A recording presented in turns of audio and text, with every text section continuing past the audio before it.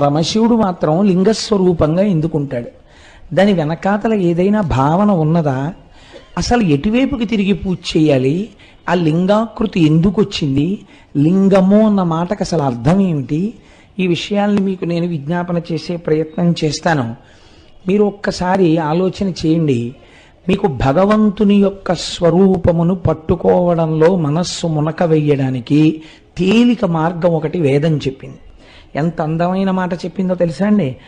ఋతం పిబంతౌ సుకృతస్య లోకే గుహా ప్రతిష్టౌ పరమే పరార్ధే యో వేద నిహితం గుహాయాం అంది. ఒక పదార్థం ఒకటి ఉందయ్యా, అది నీ యొక్క మాంసనేత్రములకు గోచరము కాదు, అది కనపడదు. నువ్వు ఇలా చూస్తే నామరూపాలు కనపడతాయి, కానీ ఆ పదార్థం, ఆ పరబ్రహ్మము నీ కంటికి కనపడదు. ఈ కంటి చేత నీవు చూడలేవు. ఈ కంటి చేత చూడబడనటువంటి పరబ్రహ్మము ఉన్నది అని మాత్రం నీకు తెలుస్తోంది. గాలిని మీరు చూస్తున్నారా? గాలిని మీరు ఎప్పుడు చూడలేదు, కానీ గాలి వలన మనం బతుకుతున్నామా లేదా? గాలి వేస్తోంది, గాలి వీస్తోంది అని మనం తెలుసుకుంటున్నామా లేదా? త్వగింద్రియం వల్ల, ఆ స్పర్శేంద్రియం వల్ల. చర్మానికి తగిలితే ఆ గాలి వీస్తోందండి అంటున్నాం కదా. గాలి వెయ్యకపోతే గాలి వీయట్లేదండి, చాలా ఇబ్బందిగా ఉంది, ఒక్క పెట్టేస్తోంది, చెమట పెట్టేస్తోంది అంటాం కదా. అలా భగవంతుడు కేవలము మీకు మాంసనేత్రమునకు కనపడనంత మాత్రం చేత భగవంతుడు లేదని అనరాదు. అలా అంటే ఏమవుతుంది? ఏమంటే మీరు ఉన్నాడు ఉన్నాడు ఉన్నాడు అంటున్నారు, మేము లేవు లేడు లేడు అంటున్నాం. మీరు అనరామాట. మీరు అలా అనేవాళ్ళు అయితే ఇంత భక్తితో వచ్చి ఇక్కడ కూర్చో. నేను మాట్లాడేది దేని గురించి అంటే, అటువంటి భావన ఏర్పడినటువంటి సంస్కారం ఉంటే నేను చెప్తున్నాను. భగవంతుడు లేడు అన్నారనుకోండి, భగవంతుడు లేడు అనవలసి వస్తే ఈ ప్రకృతిలో అనేకమైనటువంటి విషయాలు జరుగుతున్నాయి. దీనికి ఎవరు కర్త? ఒకరు ఉండాలి కదండి. మీరు చూడండి, ఒక పూల కుండీలో మీరు ఒక మల్లె తీగ వేశారు, దానికి ఒక చిన్న మొగ్గ పట్టింది. మీరు ఆ చిన్న మొగ్గని తీసి రేకులు బలవంతంగా విప్పారు. బలవంతంగా విప్పి ముక్కు దగ్గర పెట్టి వాసన చూడండి, దాని యందు సౌరభం ఉండదు. అంటే మల్లె పువ్వుకు ఉండవలసినటువంటి వాసన దాని యందు ఉండదు. మీరు ఆ మొగ్గను అలాగే ఉంచి మరునాడు ఉదయం కుండీ దగ్గరికి వచ్చి చూడండి, అది ఇంకొంచెం పెరుగుతుంది. పెరగడంలో గమ్మత్తు ఏమిటంటే, దానికున్న రేకుల దగ్గర నుంచి ఆ కింద ఉండేటటువంటి చిన్ని చిన్ని ఈనెల దగ్గర నుంచి అన్నీ సమానంగా పెరుగుతాయి. ఒకానొక నాడు అదొక పెద్ద మల్లె మొగ్గ అవుతుంది.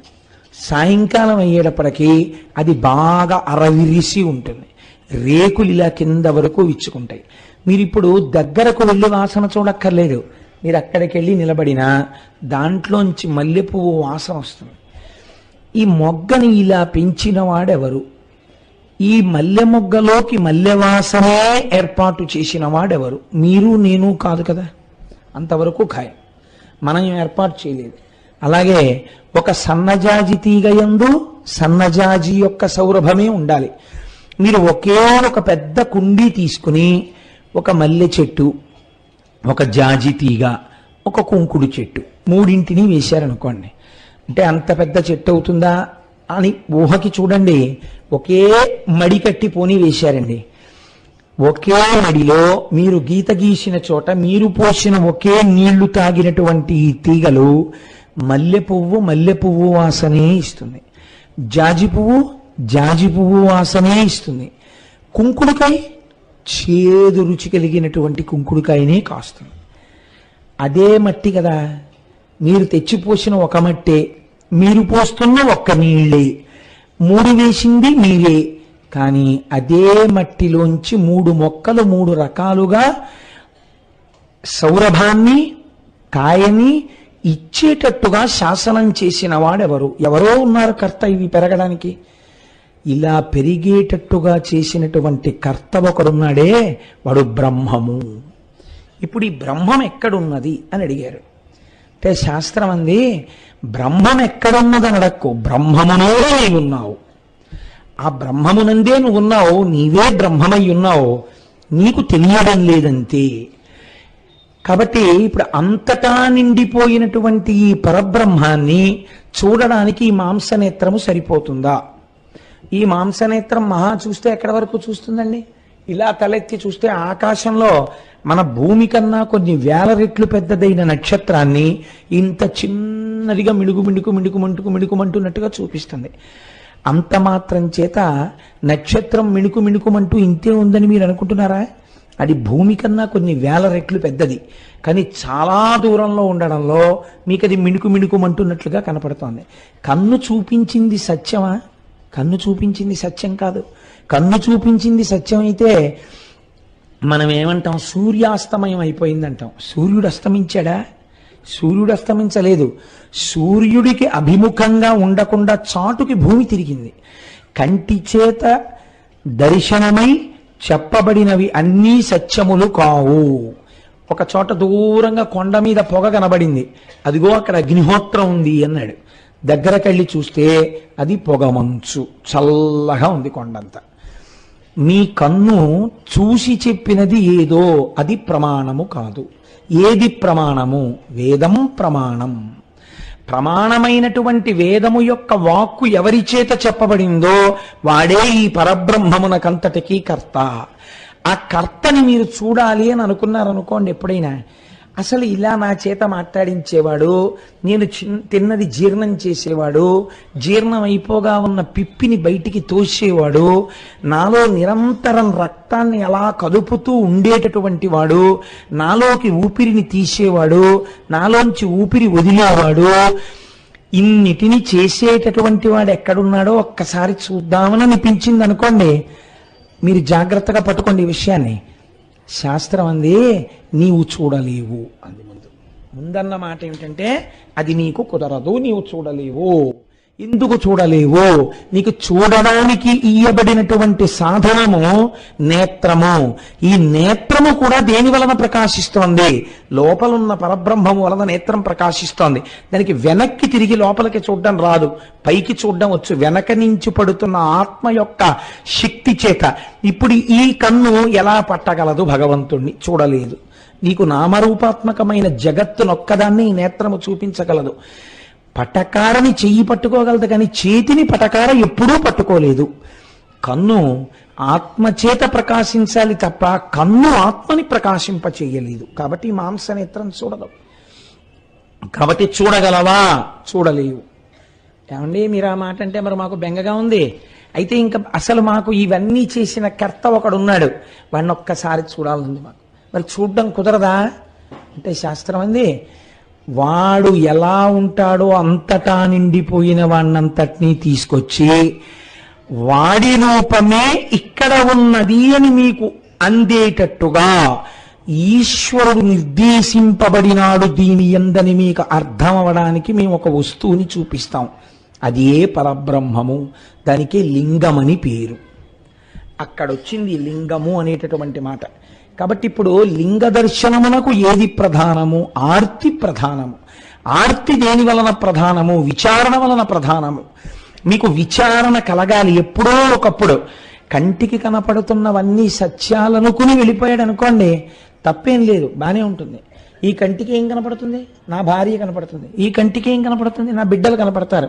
ఇవి సత్యాలనుకుని నేను వెళ్ళిపోవడం మొదలెట్టాను అనుకోండి, జీవితంలో రెండు ఎండు కట్టెలు నదీ ప్రవాహంలో కలుసుకున్నాయి. కలుసుకున్న రెండు కట్టెలు అలా కలిసి ప్రయాణం చెయ్యవుగా, ఏదో ఒక కట్టె విడిపోతుంది, ఆ తర్వాత రెండో కట్టె కూడా విడిపోతుంది. ఏది సత్యమని నువ్వు నమ్మి తిరుగుతున్నావో అది అసత్యమో అది కాలగర్భంలో కలిసిపోతుంది. కానీ నువ్వు కొంతకాలం ఉండి వెళ్ళిపోయినా తర్వాత కూడా ఉన్నది, నీకు ముందు ఉన్నది ఒక వస్తువు ఉన్నది. ఆ వస్తువు ఏదో అది సత్య వస్తువు. ఆ సత్య వస్తువు గురించి విచారణ చెయ్యడానికి దీన్ని నువ్వు ఋతుమంతం చేసుకోవాలి. దీన్ని ఆధారం చేసుకుని దాన్ని పట్టుకోవాలి. దాన్ని ఒక్కసారి చూడాలన్న తాపత్రయం నీకు కలగాలి. ఇప్పుడు ఇది రెండు కారణముల చేత ఆవిర్భవిస్తుంది. ఒకటి, చూడాలని తాపత్రయపడిన వాళ్ళు ఎవరున్నారో వాళ్ళ ఆర్తిని చూసి వాళ్ళకి కనపడ్డం కోసమని వచ్చాడు ఆయన. అందుకే వేదాహమేతం పురుషం మహాంతం ఆదిత్యవర్ణం తమసస్తుపారే సర్వాణి రూపాణి విచిత్య ధీర నామాని కృత్వాభివదన్ యదాస్తే. ఇలా మేం చూడాలనుకుంటున్నాము అని చెప్పబడినటువంటి పరబ్రహ్మము వాళ్ళు ఎలా కోరుకున్నారో అలా కనపడినది. మా చిన్నతనంలో, ఇప్పుడంటే చాలా తక్కువైపోయింది, కానీ పంచదారతో చేసిన చిలకలు, కోడి పుంజులు ఇవన్నీ అమ్మేవారు. ఏదో ఇంట్లో కొన్ని కొన్ని శుభకార్యాలు జరిగినప్పుడు అవి తయారు చేసే వాళ్ళ దగ్గరికి వెళ్ళి, అయ్యా మాకు పంచదార చిలకలు ఒక 2 కిలోలు, పంచదార కోళ్ళు ఒక 2 కిలోలు, పంచదార నెమళ్ళు ఒక 3 కిలోలు, పంచదార హంసలు ఒక 5 కిలోలు ఇమ్మంటే వాళ్ళు దేనికి అవి అట్టపెట్టెలో పెట్టి ఇచ్చేసేవారు. ఇప్పుడు ఇవన్నీ తీసుకొచ్చి పిల్లలు సంతోషిస్తారని ఒక కోడిని, ఒక కుక్కని, ఒక హంసని, ఒక నెమలిని అక్కడ పెట్టి చూపించి, చూసావా ఎలా ఉన్నాయో అన్నాడు. ఇప్పుడు కోడిని తింటాను నాన్నగారండి అని సరదాగా వాడు కొరికాడు. కోడి ఎలా ఉంది? తీయగానే ఉంది. వాడు నెమలిని తింటానని తిన్నాడు, ఎలా ఉంది? తీయగానే ఉంది. వాడు హంసని తింటానని తిన్నాడు, ఎలా ఉంది? తీయగానే ఉంది. కోడిగా, హంసగా, నెమలిగా కనపడుతున్నది పంచదార పాకమే. కానీ పంచదార పాకము కనపడదు. దాని బదులు నామరూపాత్మకమైనటువంటి నెమలి, హంస అవి కనపడుతుంటాయి. నామరూపాత్మకంగా కనపడేటటువంటి ఈ సమస్త జగత్తునందు నిండిపోయిన బ్రహ్మమున్నదే, అది కంటి చేత చూడాలని తాపత్రయపడితే శివలింగముగా ఆవిర్భవించినది. అది ఒక కారణం. రెండవ కారణం, అసలు నీ ప్రమేయం ఏమీ లేదు. మీరు నన్ను క్షమించండి నేను ఇలా చెప్తే, సృష్టి యందు మీ ప్రమేయము లేదు. అసలు సృష్టి యందు మన ప్రమేయం అన్నది యథార్థంగా ఉంటే, అది సత్యమే అయితే ప్రపంచంలో సంతానం లేని వాళ్ళన్న వాళ్ళు ఉండకూడదు కదండి. సృష్టి జరుగుతోందంటే ఈశ్వరానుగ్రహం వల్ల సృష్టి జరుగుతోంది. ఏ ప్రాణికి ఎటువంటి ప్రాణి పుట్టాలో నిర్దేశిస్తున్నవాడు ఈశ్వరుడు. కుక్క కడుపున కుక్క పుట్టాలి, మేక కడుపున మేక పుట్టాలి, పిల్లి కడుపున పిల్లి పుట్టాలి, మనిషి కడుపున మనిషి పుట్టాలి. కాబట్టి ఈ సృష్టి చేసేటటువంటి వాడు ఆయన. మనమేమంటాం? ఒక కారణానికి మనం అహంకరిస్తాం. ఇది నేనే సృష్టించానండి మా అబ్బాయి. సాధారణంగా తల్లిదండ్రులు అఫెండ్ అయ్యారంటారు. అఫెండ్ అవ్వడం ఇన్ ది సెన్స్, వాళ్ళకి కోపం దేనికి వస్తుందంటే, నా కడుపున పుట్టినవాడు, నేను కన్నవాడు నా మాట వింటలేదు. ఇది కోపానికి కారణం. అంటే నేను వాడి సృష్టికి కారకుడను అన్న భావం ఒకటి ఏర్పడింది. కాబట్టి వాడు నీ మాట వినాలి. ఇది నేను సృష్టించాను కాబట్టి నాది అధికారం. వేరొకరు అన్నారు, వీడిని మేము పెంచాం చాలా కాలం, మీరు ఎక్కడో ఉన్నారు, వాడిని ఎక్కడికో తీసుకెళ్లి చదివించారు, ఇంకొకరు ఎవరో పెంచారు వాడిని. పెంచితే వాళ్ళన్నారు, ఇంత కష్టపడి వీడిని పెంచాం, ఇంతకాలం 15 ఏళ్ళు మా దగ్గర పెట్టి చదువు చెప్పించాం, నేను చెప్పిన మాట వీడు వింటలేరు. ఇప్పుడు వాళ్ళకెందుకు కోపం? సృష్టింపబడిన పదార్థాన్ని పెంచి పెద్ద చేసి నిలబెట్టి రక్షించిన వాడి మాట వింటలేదు, అది వాళ్ళకు కోపం. నిజానికి చదివించడం, నిలబెట్టడం ఇవన్నీ కూడా వాడి లోపల ఉన్న మేధరూపంలో ఈశ్వరుడు ప్రకాశిస్తున్నాడు. నువ్వు దానికి కారకుడవడానికి నిమిత్తం చేసి ఈశ్వరుడు నిన్ను అనుగ్రహించాడు. నీకో కొడుకున్నాడు అనిపించడానికి నిన్ను అనుగ్రహించి నీకు ఒక కొడుకు కలిగేటట్టుగా నిన్ను అనుగ్రహించాడు. సృష్టికర్త స్థితికర్త కూడా ఎవరు? ఎవడిలోంచి బయటికి వచ్చాయో వాడు ప్రళయకర్త. వాడు అన్ని వాళ్ళలో పెట్టుకుని వాళ్ళలోంచి తీసిస్తున్నాడు. ఇప్పుడు వాడే సృష్టికర్త, వాడే స్థితికర్త అయితే నేను సృష్టికర్తని, నేను స్థితికర్తని అని అహంకరిస్తే ప్రళయకర్త పాఠం చెప్పడానికి ఒకసారి రావాలి కదండి. అది అసలు ఉద్దేశం. అంతేకాని అందుకని ఒకనాడు ఏమైంది, లింగావిర్భావ కాలమునందు ఒకానొక కల్పంలో బ్రహ్మగారికి శ్రీ మహావిష్ణువుకి ఒక చిన్న వాదోపవాదం జరిగింది. నేను బ్రహ్మము అంటే నేను బ్రహ్మము, నేను అధికుడు అంటే నేను అధికుడు.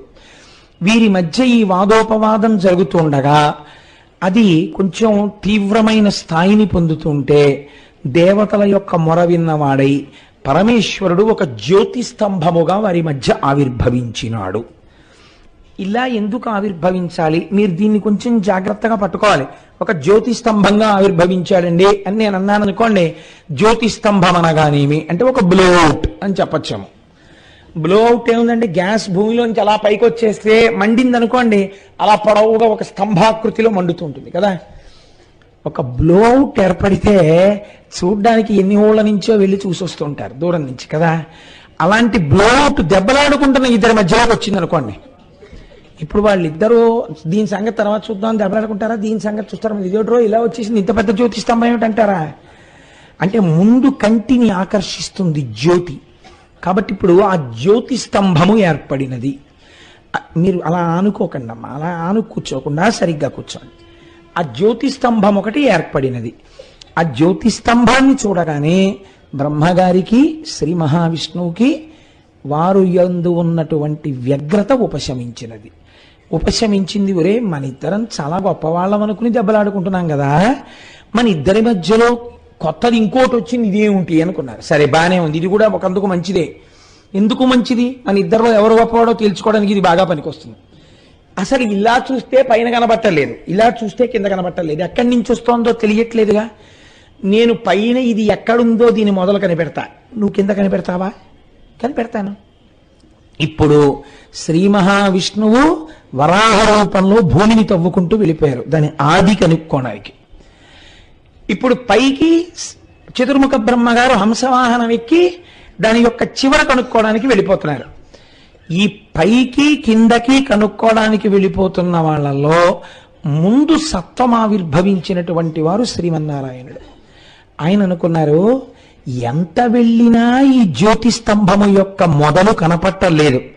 అందుకని భిత్వా పాతాళ నిలయం గత్వా దూరతరం హరిహి నా పశ్యత్తస్య సంస్థానం స్తంభస్యానలవర్చసః. ఎంత వెతికినా దీని యొక్క ఆది మొదలు కనపట్టలేదు. కాబట్టి ఇది ఖచ్చితముగా పరబ్రహ్మం. ఇది దీని యొక్క మొదలు నేను కనిపెట్టలేకపోయాను. కాబట్టి ఆయన మళ్ళీ భూమి మీదకి వచ్చి కూర్చున్నారు. బ్రహ్మగారు రజోగుణ సంపర్కం ఉన్నవాడు కొద్దిగా. ఆయన పైకి ఎక్కుతుంటే ఎంతసేపు పెడతాంరా ఇలాగా, ఏమిటి ఎంత వెళ్ళినా కనపట్టలేదు. ఆయన ఇబ్బంది అలా ఏమిటంటే కింద ఆయనకి కనపడిపోయిందేమో అని. అందుకని ఆయన అలా వెడుతూనే ఉన్నారు. ఇంతలో పైనుంచి ఓ కేతకీ పుష్పం ఒకటి కింద పడింది, ఓ మొగలిపు. దాన్ని టక్కున పట్టుకుని అడిగారు ఆయన, ఎక్కడి నుంచి వస్తున్నావు అని అడిగారు. అబ్బో, ఎవరో ఒక మహానుభావుడు పరమభక్తితో ఇలా శంకరుడి మీద వేశాడు, మీరు ఇది చాలా జాగ్రత్తగా పట్టుకోవాలి.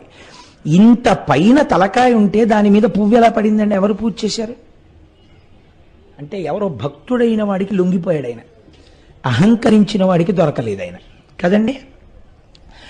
ఆయన ఎవరో పూజ చేశాడు, ఆ మొగలి పువ్వు తల మీద ఎట్టుకున్నాడు ఆయన. చాలా కాలం తర్వాత మీ ఇద్దరు దెబ్బలాడుకోవడం చూసి, అంత పూర్వమే కొన్ని సంవత్సరాల క్రితం ఆయన ఎందుకో సంతోషంగా ఇలా అన్నాడు. అంటే ఆ పైనుంచి నేను కింద పడ్డాను, ఇలా నేను కొన్ని సంవత్సరాల నుంచి పడుతూనే ఉన్నాను ఇలా కిందకి, ఈ ప్రయాణం జరుగుతోంది, మీరెక్కడికి వెళ్తున్నారని అడిగింది. అయ్య బాబోయ్, నువ్వు ఇలా ఎన్నో ఏళ్ల నుంచి పడుతున్నాను అంటున్నావు అంటే ఎప్పటికి కనపడుతుంది నాకు, పోన్లే కానీ ఒక ఉపకారం చేస్తావా అన్నాడు. ఏం కావాలి మీకు అని అడిగింది. అడిగితే ఏమి లేదు, కిందకి వెళ్ళిన తర్వాత శ్రీమన్నారాయణుడు ఉంటారు, నేను ఆ పై భాగాన్ని చూశానని ఆయనకి సాక్ష్యం చెప్తావా అన్నాడు. చెప్పను అంటే చతుర్ముఖ బ్రహ్మగారు సృష్టికర్త, అందుకని చెప్తాను అంది మొగలిపు. సరే, శివమహాపురాణాంతర్గతం కాదు కానీ ఇతర పురాణాల్లో సమన్వయం ఏమిటంటే అక్కడే ఒక ఆవు కూడా కనపడింది.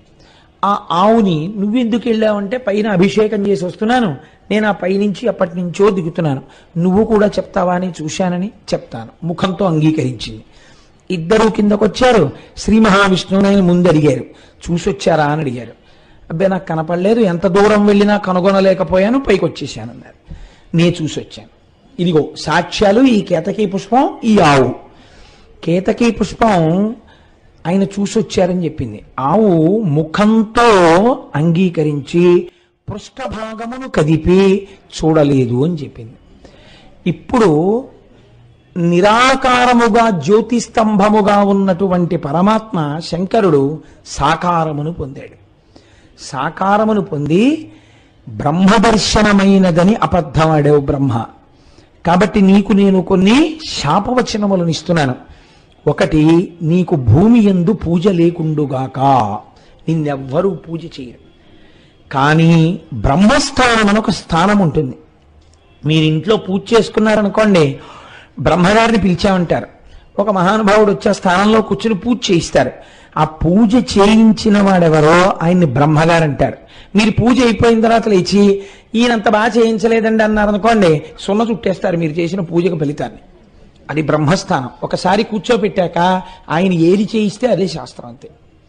కాబట్టి నువ్వు బ్రహ్మస్థానమునందు ఆవాహన పొంది గౌరవింపబడుతుంటావు. రెండవది ఏది అంటే, నువ్వు అబద్ధం చెప్పకుండా శ్రీ మహావిష్ణువు నేను చూడలేకపోయానని చెప్పారు కాబట్టి నాతో సమానంగా ఆయనకి వైభవోపేతంగా పూజలు ఉత్సవాలు ఉంటాయి. ఆ ఉత్సవాలకి ఆధిపత్యం వహిస్తుంటావు. అందుకే బ్రహ్మోత్సవము అని బ్రహ్మగారి రథం ముందు నడుస్తుంది ఉత్సవాలకి. కేతకీ పుష్పం అబద్ధం చెప్పింది కాబట్టి ఈ కేతకీ పుష్పము నా యొక్క పూజ యందు అగకుండుగాక. అది ఎంత సువాసనాభరితమైన మొగలి పువ్వు నా పూజలో ఉపయోగింపబడదు. భగవదార్చనకి ఉపయోగపడని పువ్వు ఎంత అందంగా ఉంటే ఎందుకు, ఎంత సువాసన ఉంటే ఎందుకు. ఇప్పుడు కేతకీ పుష్పం బాధపడింది, అయ్యో నా బ్రతుకు ఇంతేనా, నాకు పూజార్హత లేదా అని. నాయందు పూజింపబడవు గాని, నాకు పూజింపబడవు గాని నాకు భక్తులైన వారు నిన్ను తలలో ధరిస్తారు. అందుచేత నా భక్తులు ధరిస్తే నేను ఎక్కువ ప్రీతి పొందుతాను కాబట్టి శివభక్తులైనటువంటి వారు మొగలి పువ్వు ధరించవచ్చు. 2, నాకు పూజ జరిగే చోట ప్రాంగణం మీద మొగలి పువ్వులతో అలంకారం చేస్తే నేను ప్రీతి పొందుతాను. ప్రత్యక్షంగా నాకు పూజ మాత్రం చెయ్యకూడదు. కాబట్టి ఇప్పుడు కేతకీ పుష్పానికి అటువంటి వరం, అటువంటి శాపం రెండింటినీ అనుగ్రహించారు. ఇప్పుడు నేను ఈ మాట మీకు చెప్పి నేను ఒక మాట పూర్తి చెయ్యకపోతే ఒక ప్రమాదము వెంటనే ఏర్పడిపోతుంది. ఏమా ప్రమాదము?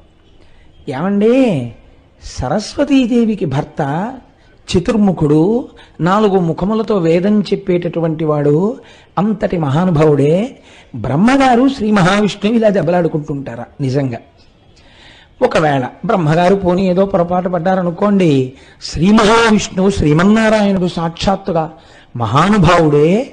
ఏ మహానుభావుడి యొక్క అనుగ్రహంతో ఈ లోకాలు నిలబడుతున్నాయో, ఏ శ్రీమన్నారాయణుణ్ణి మనం రామాయణం భాగవతం చెప్పుకున్నప్పుడు సృష్టికర్తగా కూడా చెప్పుకుంటామో, వటపత్రశాయిగా ప్రళయకర్తగా కూడా చెప్తామో, అటువంటి మహానుభావుడు ఇంత లీకితనంగా బ్రహ్మగారితో దెబ్బలాడి మధ్యలో జ్యోతిస్తంభం వస్తే దాన్ని మొదలు కనిపెడతానని ఆయన వరాహ రూపంలో పెడతాడా కిందకి? అసలు ఇదేనా దీని ఉద్దేశ్యం? లేకపోతే ఇంకేమైనా చెప్పాలని అనుకుంటోందా పురాణం? మీరు బాగా ఆలోచించండి. అలా ఏర్పడినటువంటి శివలింగము జ్యోతిస్తంభముగా ఏర్పడినదే మహాశివరాత్రి. దాని పేరు రాత్రి. ఇది మెల్లమెల్లగా లింగాకృతి తగ్గిపోయి కంటి చేత చూడబడదగినటువంటి లింగాకృతిని పొందినటువంటి రూపమే అరుణాచలంలో ఉన్నటువంటి కొండ. ఆ శివుడు నిర్దేశించిన తరువాత పూజ ప్రారంభమైన రోజే మహాశివరాత్రి. ఇలా అయితే ఇంతవరకు బాగుంది. కానీ మరి ఈ బ్రహ్మగారి యొక్క స్థితి, శ్రీ మహావిష్ణువు యొక్క స్థితి ఏమి? మీరు ఒక్కటి గుర్తుపెట్టుకోండి. మీరు జాగ్రత్తగా సమన్వయం చేసుకుంటే బ్రహ్మ, విష్ణువు, శివుడు అనేటటువంటి మూడింటితోటే మీకు ఎప్పుడు ఏది చెప్పవలసి వచ్చినా వ్యాసుడు చెప్తుంటాడు. ఎందుకు చెప్తారో తెలుసా అండి? ఉన్న ఒక్క బ్రహ్మము ఈ మూడుగానే పనిచేస్తుంటుంది. సృష్టికర్త, స్థితికర్త, ప్రళయకర్త, పరబ్రహ్మం. మీరు ఒక్క విషయం కొంచెం జాగ్రత్తగా గమనించండి. శ్రీ మహావిష్ణువు స్థితికారుడు కాబట్టి ఆయన సత్వగుణ సంపన్నుడు కదండి. మనం ఆ మాట అంటాం కదా. సరే, ఆయన సత్వగుణ సంపన్నుడైతే భయంకరాకృతిలో నరసింహావతారాన్ని ధరించి హిరణ్యకశిప సంహారం చేసి కోపం తగ్గనప్పుడు, ఎంతమంది స్తోత్రం చేసినా కోపం తగ్గనప్పుడు దాన్ని సత్వం అంటారా, తమస్సు అంటారా? క్రోధము తమస్సు. రామచంద్రమూర్తి కోదండాన్ని చేతిలో పట్టుకుని కొన్ని వేల మందిని తెగటార్చినప్పుడు కించిత్ కోపం కూడా రాకుండా తెగటార్చాడని మీరు చెప్పగలరా? క్రోధం ఆయనకు వచ్చిందని వాల్మీకి మహర్షి చెప్పారు కొన్ని చోట్ల. అప్పుడు ఆయన తమోగుణ సంపన్నుడు కాలేరా? శంకరుడు తమోగుణ సంపన్నుడు, లయం చేస్తాడంటారు. తమోగుణ సంపన్నుడు శంకరుడైతే దక్షిణామూర్తిగా కూర్చుని లోకానికి జ్ఞానం ఇవ్వలేదా? అప్పుడు మరి ఆయన సత్వగుణ సంపన్నుడు కాడా? మరి అదే శంకరుడు జ్ఞానప్రదాతయ్యి జ్ఞానానికి మహేశ్వరుణ్ణి మీరు కొలవండి అని అనిపించుకుని శృతివాక్యం చేత పొగడబడినటువంటి వాడు మహానుభావుడై సత్వగుణ సంపన్నుడు కాలేదా? మరి అలాంటప్పుడు ఒక గుణాన్ని మీరు భగవంతుని యందు ఆరోపించి మాట్లాడడం మీ అజ్ఞానం అనుకోవాలా, మీ జ్ఞానం అనుకోవాలా? భగవంతుని యందు గుణమును ఆరోపించి మాట్లాడడం ఏంటండి? అంతకన్నా అసంబద్ధమైన విషయం ఇంకోటి లేదు. యథార్థమేమి అంటే మహానుభావుడైనటువంటి బాణుడని సంస్కృతంలో మహాకవి బాణుడు. ఒక్కొక్క సో అంటారు కాళిదాసు సమానుడు, లేదా కాళిదాసు కన్నా ఓ అడుగు ముందే ఉన్నవాడు బాణుడు అంటారు. ఆ బాణుడు ఒకచో ఒక మాట చెప్తాడు. రజోజుషే జన్మని సత్వవృత్తయే స్థితౌ ప్రజానాం ప్రళయే తమస్పృశే అజాయ సర్గస్థితి నాశహేతవే త్రైమయాయ త్రిగుణాత్మనే నమః అంటాడు. రజోగుణము చేత చతుర్ముఖ బ్రహ్మగారు ప్రకాశిస్తున్నారు, సత్వగుణము చేత శ్రీ మహావిష్ణువు ప్రకాశిస్తున్నారు, తమోగుణము చేత లయకారకుడై రుద్రుడు ప్రకాశిస్తున్నాడు. అంత మాత్రం చేత నిజంగా వాళ్ళందరూ ఆ గుణాలతోటే ఉంటారని మీరు అనుకుంటున్నారా? కాదు. అసలు వీరి ఎందు గుణము లేదు. నిర్గుణమైన పరబ్రహ్మము సృష్టి చేసేటప్పుడు బ్రహ్మగా మారింది. అప్పుడు అవసరం కాబట్టి రజోగుణాన్ని తీసుకుంది.